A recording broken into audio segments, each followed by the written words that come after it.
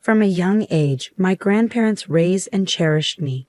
Tragically, I lost my beloved grandmother in a minor accident. Amidst my grief, I received an unexpected message from my long-lost sister-in-law.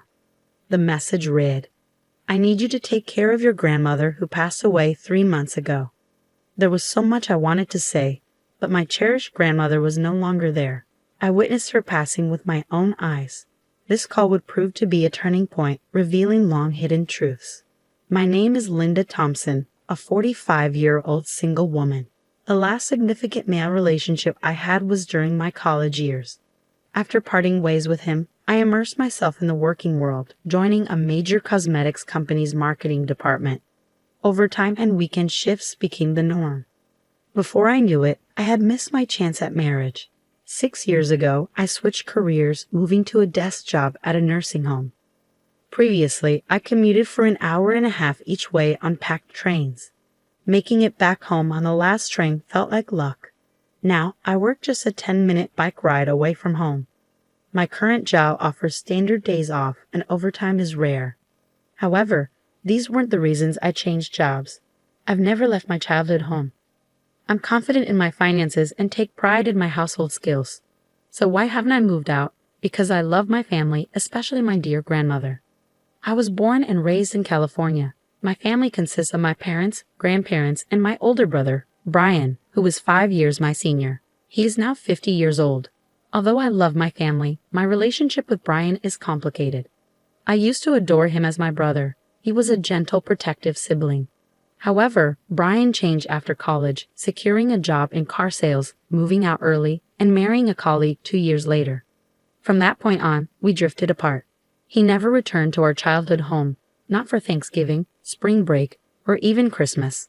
All I know is that he lives somewhere in the South, but the details are vague. I can't remember the last time I saw Brian's face or heard his voice. It feels like it's been at least 5 years since we last spoke. His parting words were, "Ever since I became a manager, I've been super busy. I'm leaving everything home related to you." My impression of him is that he has become detached and unfeeling. This prompted my career change and decision to stay in my childhood home, ensuring it remained protected. Both my parents are retired. My 93-year-old grandfather suffered a stroke a few years ago, but has since recovered. Though he requires constant care and cannot live independently, my parents are currently caring for him. Then there's my grandmother, Betty Thompson, aged 92. My beloved Grandma Betty played a central role in raising my siblings and me. While my parents worked, my grandparents, particularly Grandma Betty, looked after us and taught me so much. I needed to survive these days. Though Grandma Betty couldn't go out much, she was lively enough to walk freely around the house. That's why I switched jobs to work at a nursing home, allowing me to take care of her if anything happened. As I prepared to leave for work one morning, Grandma Betty called out to me. "When you forgot something, huh?" she asked. "I haven't forgotten anything," I replied. "Here, have some hard candies," she said, handing me a few black licorice candies. "Right, thanks," I responded, smiling. Licorice had always been a favorite treat for both Grandma Betty and me. I slipped the candies into my suit pocket and left the house with a smile. Then tragedy struck suddenly. Grandma Betty had a severe accident. According to my father, she had been hanging laundry on the upstairs balcony when she missed a step on the stairs and fell. This was something we had always feared. We had often told her to leave the laundry to Mom and Dad because the stairs were dangerous. But Grandma Betty, like me, was stubborn and believed in doing things on her own. No one was to blame. It was just an unfortunate accident that could have happened at any time. Everything happened quickly after that. Grandma Betty suffered complex fractures to her femur and pelvis and never made it home from a hospital. Just 4 months later, she passed away due to old age. I was heartbroken, shedding tears and mourning deeply, but I am now an adult and the breadwinner of the house.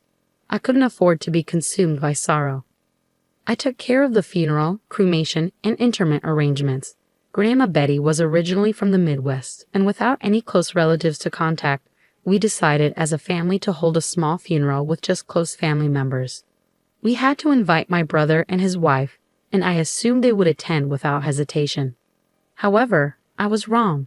I couldn't reach them by phone or WhatsApp. I also sent an email but received no response. As a last resort, I sent a text message, and the reply came on the day of the cremation. I'm very busy overseas for work. Sorry, but I can't make it. I'll send the money later, it said. I was indifferent to the money upon reading the message. I found myself speaking out loud without meaning to. Can his job really be so demanding that he can't even spare a moment to bid farewell to our beloved grandmother? It was difficult to comprehend. As I placed flowers, a photo of Grandpa, and her favorite black candy in Grandma's casket, her makeup perfectly applied as if she were merely asleep, my perception of my brother shifted. From that moment on, I began to harbor resentment toward him. Time moved on, and now it is winter. For me, the changing seasons don't matter much. It feels the same whether it's spring, summer, autumn, or winter. I've even contemplated leaving my job. But with Grandpa still alive and my parents likely to need care soon, I must continue working to support them. These thoughts carried me through my workday on autopilot, my heart heavy with emptiness. During a lunch break on a weekday, I received a call from an unexpected source. If her number hadn't been saved in my contacts, I might not have answered. The caller ID displayed sister-in-law. It was Heather Thompson, my brother's wife. She is 46 years old and my only connection to my brother. I remember only a brief conversation with her after their wedding. Why would she be calling now? I considered ignoring the call, but the persistent ringing convinced me to answer. Yes, this is Linda, I said. Sorry to disturb you at work, Heather began apologetically. This is Heather, Brian's wife. It's been a while.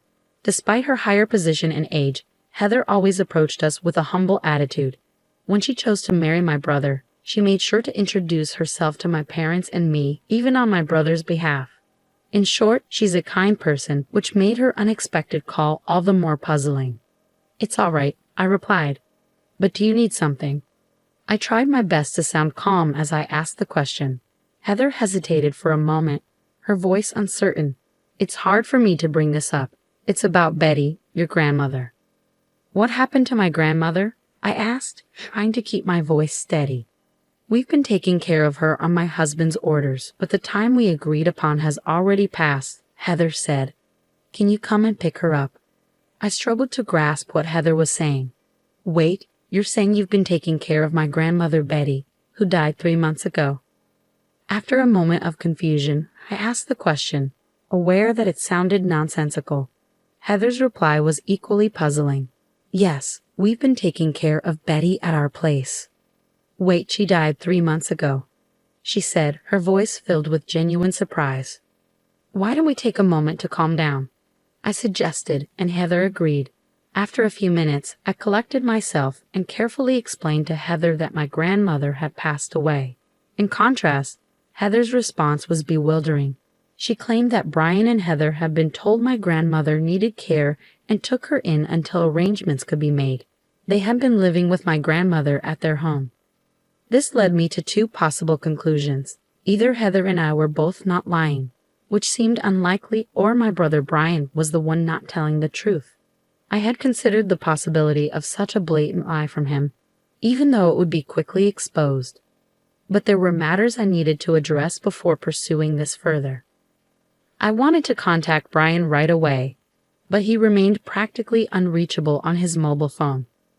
I told Heather that I had never used my husband's cell phone. He wouldn't allow it. However, she suggested that she could talk to him on her cell phone while he was at home. He's been working remotely more often lately, I interjected. I think if I asked, he'd probably be willing to have a video call. While I believed in the power of face-to-face persuasion, there was a problem. I wasn't even sure where they were living now. We've been living in my city in California for over 10 years, so it's easy for us to visit your house, Linda, Heather said. For now, we agreed to talk to Brian on Heather's cell phone that night and ended the call. We devised various other plans, but I couldn't shake off the feeling of unease. I-City was just the next town over, but how much lying would satisfy him? Expecting me to care for a stranger's elderly woman just months after Grandma passed away was too much. It was repugnant. When I got home, I called Brian on Heather's cell phone at the agreed time of 8 p.m. By the way, Heather was also waiting in my room at home, thanks to our kindness and enthusiasm. Despite my constant attempts to contact him, Brian answered Heather's cell phone after just 3 rings. I made sure Heather could hear the conversation by putting the sound on speaker. "Where are you right now?" "You haven't even prepared dinner," he said in an imposing and arrogant tone. He wasn't the same Brian anymore. "It's me, Brian," I declared. He seemed confused by my sudden interruption. I braced myself, waiting for my brother's next words. "That's Linda, isn't it? Where's Heather?" he asked. "I'm here," Heather replied assertively. "Why are you with Linda?" Brian fumbled, then quickly regained his composure. "Did you tell Linda about that matter?" he asked. "Yes, I did," she responded calmly. "I told you it was too soon to discuss it," he exclaimed, revealing a sudden shift in his attitude about the issue. I assumed he was referring to our grandmother. "I heard from Heather that you've been working remotely lately," I began. "What about it?" I could almost see the scowl on my brother's face. "Why don't we talk face to face using a remote work app from now on?" I suggested. "I'll send you the ID and password." "If you refuse, I'll take Linda and return home," Heather offered as a backup plan. Reluctantly, my brother agreed. I sent the ID and password using Heather's phone, and we waited for him to join. Soon my brother's face appeared on the screen, slightly fuller than before, but unmistakably him. "It's Brian. So what's so important that we have to talk face to face?" "I'm busy," he said, attempting to downplay the situation and infuriating me further. "Isn't it obvious? This is about our grandmother." "What do you mean by asking us to take in our grandmother who died 3 months ago?" I questioned. To my astonishment, he responded calmly, "You must be misunderstanding something. Our grandmother isn't dead. I'm taking care of her at my place." "Linda, you asked for this, didn't you?" I was at a loss for words. Was my brother really this scared of Heather finding out the truth? Could he truly be capable of such deception? I was shocked to think that this was my own brother. I was so furious that I was close to tears. "But I sent you a text message," I said through choked sobs. "I don't remember that. Grandma's here with me right now. Do you want me to bring her over?" Brian's defiance left no room for my tears. "Yes, bring her here," I demanded. Brian left his seat and returned a few minutes later with an elderly woman in a wheelchair. "Say hello, Grandma," he prompted. "Linda, it's been a while. I'm Betty." The old woman spoke slowly. I wish she would stop this farce. Anger surged through me again. This woman was not my beloved grandmother. The old woman on the screen bore no resemblance to my grandma. My grandmother would never have called me Linda. Brian seemed committed to denying reality to the bitter end. "She's a completely different person," I argued. "As people age, their appearance changes. She's been showing signs of dementia recently, so it's possible her memories of you are unclear."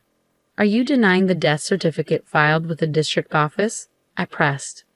"Of course not," Brian smirked. "Documents can be easily forged these days." I was prepared for this. I had a plan. "Just wait, I'll show you some evidence too," I said, leaving the room. I left the room, leaving Brian bewildered behind me, and returned a few minutes later with my own evidence. I returned to my room with the evidence in hand. "Well, isn't it, Brian? Long time no see, you ungrateful one," I called out. "Grandpa, you were supposed to be bedridden," Brian said, taken aback by the sudden evidence. His eyes widened. "I was prepared to die at one point, but I still can't go to the bathroom on my own. My brain is still sharp, though," Grandpa continued. "I've heard all about it from Linda. Are you saying the woman next to you is my wife, Betty?" "Nonsense. Betty was far more beautiful." Cornered, Brian hung up the phone, likely trying to end the video call.